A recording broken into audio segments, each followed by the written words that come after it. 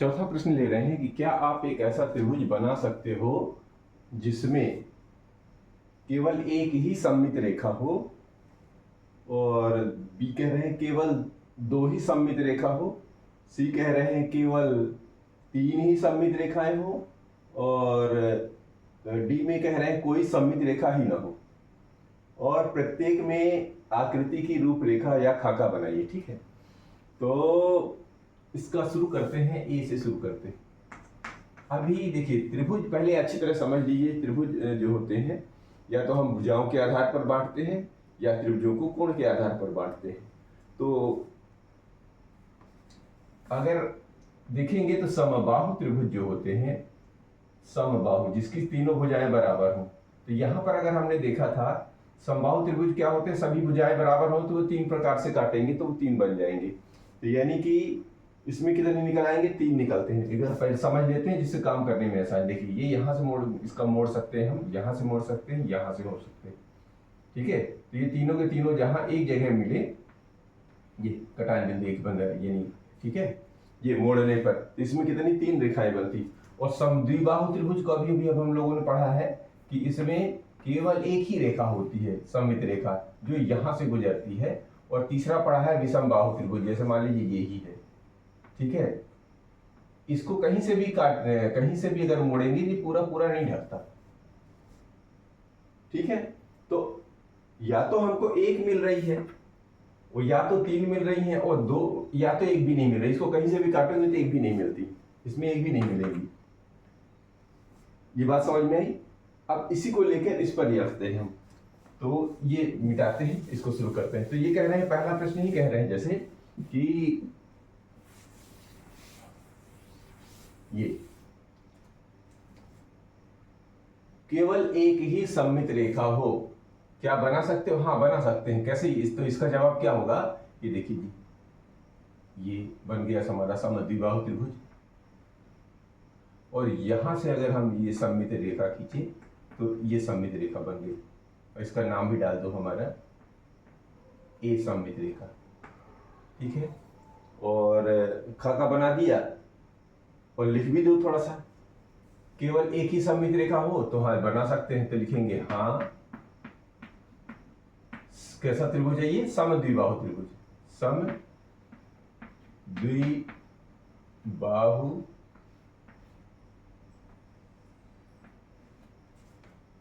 समद्विबाहु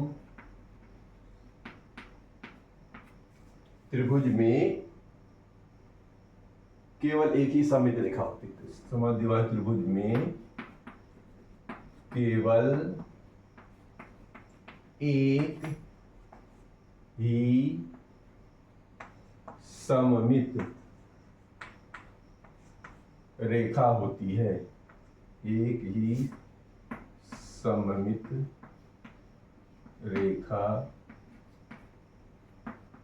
होती है। ठीक है, ये एक ही रेखा बनी है। बी वाला ले लेते हैं, केवल दो। अभी अभी हम लोगों ने प्रैक्टिस करके देखी कि दो सममित रेखा तो होती ही नहीं त्रिभुज में, या तो एक मिलती है, और या फिर तीन मिलती हैं, या फिर एक भी नहीं मिलती। तो इसमें केवल दो ही सममित रेखा है, तो इसमें पहले तो जवाब लिखेंगे नहीं बना सकते। बना सकते हैं? नहीं। तो ऐसा लिख सकते हैं, लिख भी दो थोड़ा सा। दो रेखा सममित रेखा हो तो नहीं, त्रिभुज में दो सममित रेखा नहीं होती। किसी त्रिभुज में, किसी त्रिभुज में दो सममित रेखा नहीं होती। सममित रेखा नहीं होती। ये इसका जवाब हो गया। सी कह रहे केवल तीन ही सममित रेखाएं हो। तो अभी अभी देखे हैं हम लोगों ने, तीन किस में निकलती है, जो समबाहु त्रिभुज होता है। तो पहले तो लिखे समबाहु त्रिभुज बना लो, ये जिसकी तीनों भुजाएं बराबर हो। ठीक है, ये तीनों भुजाएं बराबर है। ये यहां से अगर हम मोड़ेंगे तो ये पूरा पूरा ढक, मतलब ये दोनों पक्ष ढक लेते हैं। और यहां से अगर हम मोड़ें तो भी ये पूरा पूरा ढक लेता है, और यहां से भी मोड़ें तो ये पूरा पूरा ढक लेता है ऐसा।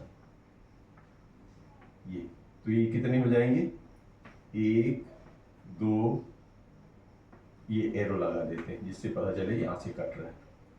तो यहाँ से ये मोड़ बिंदु, ये कहते हैं मोड़ बिंदु, ये देखो मोड़ गया 3। तो इसमें क्या लिखेंगे, हाँ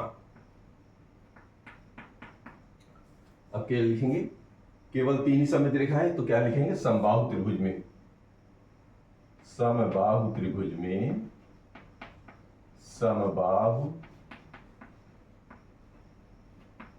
त्रिभुज में, समबाहु त्रिभुज में, ये जैसा शब्द लिखे हैं वैसा लिख, केवल 3 ही सममित रेखा होती है, में केवल 3 ही सममित रेखाएं होती हैं, रेखाएं होती हैं, ठीक है। और डी लिख दो,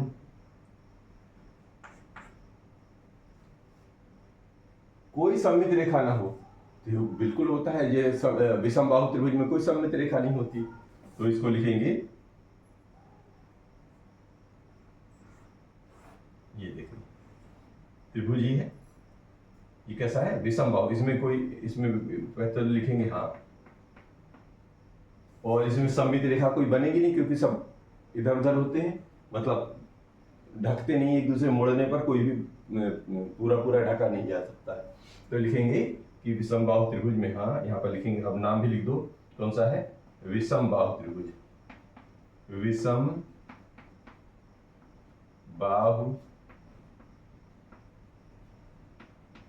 त्रिभुज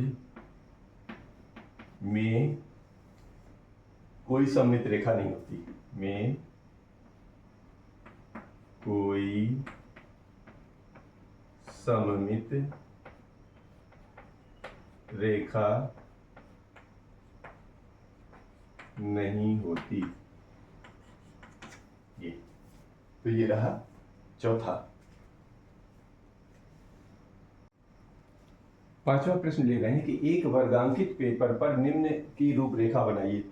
समझ लीजिए इसमें वर्ग बना हुआ है, तो अपन इस पर सीधे काम करेंगे, ठीक है। एक त्रिभुज जिसमें क्षैतिज सममित रेखा तो हो परंतु ऊर्ध्वाधर सममित रेखा ना हो। देखिए त्रिभुज के तीनों प्रकार पढ़ चुके हैं, तो त्रिभुज के 3 प्रकार में एक समबाहु त्रिभुज जिसमें 3 बनेंगी, और समद्विबाहु त्रिभुज में 1 बनता है। तो जिसमें क्या बोल रहे हैं, क्षैतिज सममित, अब समद्विबाहु त्रिभुज को ही अगर ऐसा सब मोड़ बांध के रख दें, वो कह रहे हैं देखिए अगर ऐसा रखते हैं तो ये ऊपर की तरफ जाएगा, ये देखिए तो ये कहलाएगा ऊर्ध्वाधर। अगर इसको ऐसा रखते हैं, ऐसा नीचे की तरफ ऐसा, तो ये कहलाता है क्षैतिज। तो जैसे जैसे कह रहे थे कि ऐसा कर देंगे तो ऊर्ध्वाधर, और ऐसा कर देंगे तो क्षैतिज। इसका मतलब ये ऐसा रख दिया तो ये क्या हो गया, क्षैतिज, और इसी समद्विबाहु त्रिभुज को ऐसा रख दिया तो क्या बन गया, ऊर्ध्वाधर। बस समझ रहे हैं। अब जैसा जैसा वो कह रहे हैं वैसा वैसा आपको पकड़ना है। तो एक त्रिभुज जिसमें क्षैतिज सममित रेखा तो हो परंतु ऊर्ध्वाधर सममित रेखा ना हो, क्षैतिज रेखा हो, क्षैतिज माने इसको ऐसे रख देना है। तो आप इसको ए वाला बना लेते हैं। आपको केवल फोटो बनानी है, तो फोटो बनाने का क्या तरीका होता है, समद्विबाहु त्रिभुज ऐसा हो जाएगा, ये लो, तो यहाँ से आप इसको जो है वर्गांकित पेपर पर ऐसा ट्रेस कर दीजिए, ये देखिए ये बन गया, ये लिख दीजिए ए, यहाँ पर लिख दो ए, ठीक है, ये इसकी सममित रेखा है, ठीक है, ऐसे ही। अब ऐसे एक चतुर्भुज, दूसरा बी ले लेते हैं, ये हो गया, बी ले लेते हैं एक चतुर्भुज जिसमें क्षैतिज और ऊर्ध्वाधर दोनों ही सममित रेखाएं हों। तो आयत बड़ा आसान है, जैसे अभी ये यही है, ये जैसे अगर वहां चतुर्भुज लेंगे तो यहां से मोड़ेंगे तो भी बराबर ढकता है, इधर से मोड़ेंगे तो भी ढकता है ना। तो चतुर्भुज जिसमें, तो बी वाला यहां बना लेते हैं, ये लीजिए आयत, आयत में ये देखो, ये लो, आयत को दो तरफ से मोड़ दो, चाहे यहाँ से मोड़ लो तो भी बराबर ढक लेता है, और इधर से भी मोड़ दो तो भी बराबर ढक लेता है। इसका मतलब दो सममित रेखाएं हो गई। ये लीजिए, तो इसका नाम ले लेते एक और दो। ठीक है, एक चतुर्भुज जिसमें क्षैतिज और ऊर्ध्वाधर दोनों ही सममित रेखाएं हों, ये कहलाती है क्षैतिज और ये ऊर्ध्वाधर। इसमें तो केवल ये क्षैतिज है, इसमें ये केवल क्षैतिज थी। ठीक है, अब यहां पर सी, एक चतुर्भुज जिसमें क्षैतिज सममित रेखा तो हो परंतु ऊर्ध्वाधर सममित रेखा ना हो। तो चतुर्भुज में आपको ध्यान रखना पड़े कितने प्रकार के चतुर्भुज पड़े थे। एक तो होता है, पहले चतुर्भुज एक बार फिर समझ लेते हैं यहां पर, जिससे आपको ध्यान रखें। एक होता है ये समचतुर्भुज, समलंब चतुर्भुज। एक होता है ये समांतर चतुर्भुज। इसी को मोड़ के इसी को चिपका देंगे, यदि ये चतुर्भुज यही है ना। देखो, ये चतुर्भुज को क्या किए हैं, ये दोनों रेखाओं को में एक भुजा जो है समानांतर है, एक भुजा समानांतर नहीं है, तो ये क्या कहलाता है, समलंब चतुर्भुज। और दोनों भुजाएं समानांतर हो जाती हैं तो ये क्या कहलाती हैं, समांतर चतुर्भुज। और इसी समांतर चतुर्भुज को चिपका देते हैं तो ये बन जाता है। चारों भुजाएं तो बराबर है, लेकिन इसमें सारे कोण जो है अलग अलग टाइप के, इसके सारे 90 डिग्री होते हैं। अब इसी को पकड़ के फैला दो तो ये बन जाता है आयत।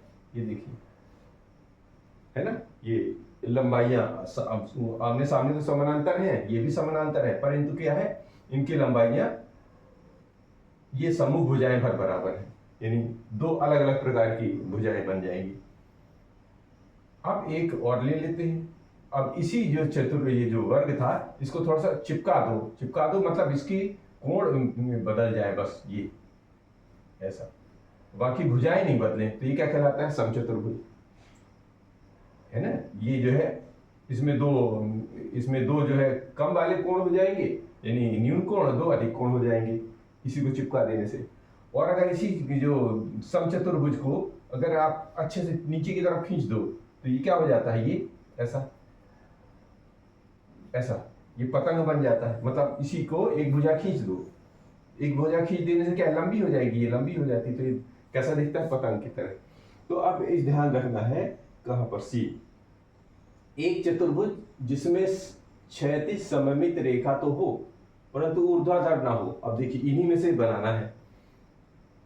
तो अगर मैं इसको उठा के, क्या चाहिए, क्षैतिज सममित रेखा चाहिए परंतु ऊर्ध्वाधर नहीं, क्षैतिज जिसमें एक किसमें बनेगी, इसमें भी तो दो बन जाएंगी, इसमें भी दो बनेंगी, इसमें भी दो बनेंगी, इसमें यहां से एक इसमें कहां से बनेंगी, एक भी नहीं बनेगी, इसमें भी एक भी नहीं बनेगी, इसमें बनेंगी कितना, इसमें भी यहां से अगर मोड़ते हैं तो ये एक तो बनता है, इसमें एक ही बनेगा और तो कोई बनेगा नहीं।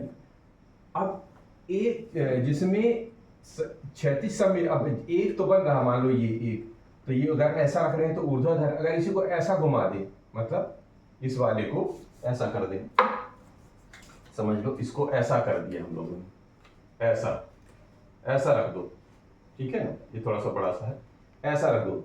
चतुर्भुज तो है, पतंग चतुर्भुज है ना ये, पर ऐसा रखेंगे तो ऊर्ध्वाधर बनेगा, ऐसा कर देंगे तो ये क्षैतिज बन जाएगा, ठीक है ना, जिसमें क्षैतिज सममित रेखा चाहिए। तो ये हम इसको ऐसा बना देते हैं, ये सी वाला यहाँ पर बना देते हैं, है ना।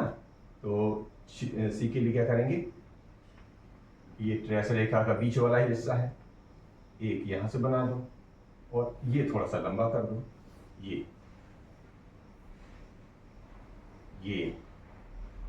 ये लंबा हो गया, तो ये बन गया हमारा पतंग चतुर्भुज। क्या बना, पतंग चतुर्भुज।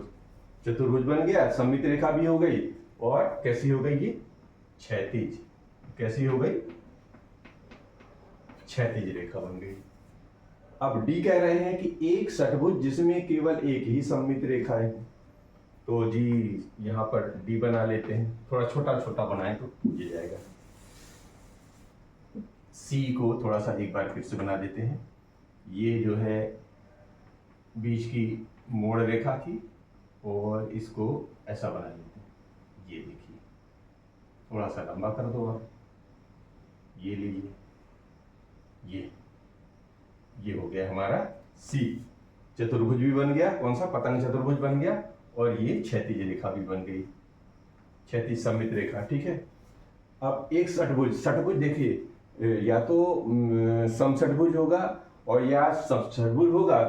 अब लेकिन हमको केवल दो सममित रेखा का, एक काम करते हैं, दो सममित रेखा बनाने के लिए क्या करेंगे, हम इसको ऐसा रख देते हैं। कैसा रख दें, ऐसा रख दें, ऐसा, ये षटभुज ऐसा बना लो, ऐसा। इससे क्या होगा, ये दो रेखाएं बराबर कर लो और इनको ज्यादा मतलब आनुपातिक रूप से ये भी समानांतर तो रहे पर ये सम ना हो, इनको अलग अलग टाइप का बना दो। इससे क्या होगा, यहां से जब आप खींचोगे तो ये इधर से कवर कर लेगा और एक बार इधर से मोड़ोगे तो इधर से कवर कर लेगा, यानी कि इसमें ये दो सममित रेखाएं हो जाएंगी, क्षैतिज, ये ऊर्ध्वाधर और ये क्षैतिज, केवल दो ही बनेगी। ठीक है, एक और ये दूसरी, ये ऊर्ध्वाधर, ऊर्ध्वाधर। अब एक षटभुज जिसमें 6 की 6 हो, ये कौन सा था, डी नंबर, ये डी नंबर था। अब 6 की 6 रेखाएं चाहिए समषटभुज। समषटभुज तो पहले पढ़ चुके हैं हम लोग, तो इसको ऐसा कर दो जिसमें ये भी बराबर हो, फिर और फिर इसको ऐसा कर दूं और इसी को ऐसा, ये समषटभुज है। अब इसमें कहीं से भी खींचेंगे तो ये एक दूसरे का यहां से मोड़ते हैं। ठीक है,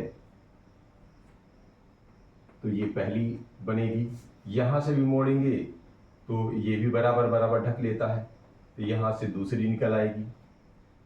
यहां से अगर मोड़ते हैं तो ये तीसरी निकल आएगी। बीच से अगर हम यहां से मोड़ना चाहें तो यहां से चौथी निकल आती है। यहां से बीच से मोड़ देंगे तो ये पांचवी निकल आएगी, और यहां से बीच से अगर आप मोड़ दें तो यहां से ये छठवीं निकल आएगी। ये रहा हमारा ई। तो इसमें समषटभुज जिसमें 6 निकल के आ रही है। ठीक है, ये 6 सममित रेखाएं निकल आई। तो इस तरह ये है हमारा, ये रहा प्रश्न नंबर 5।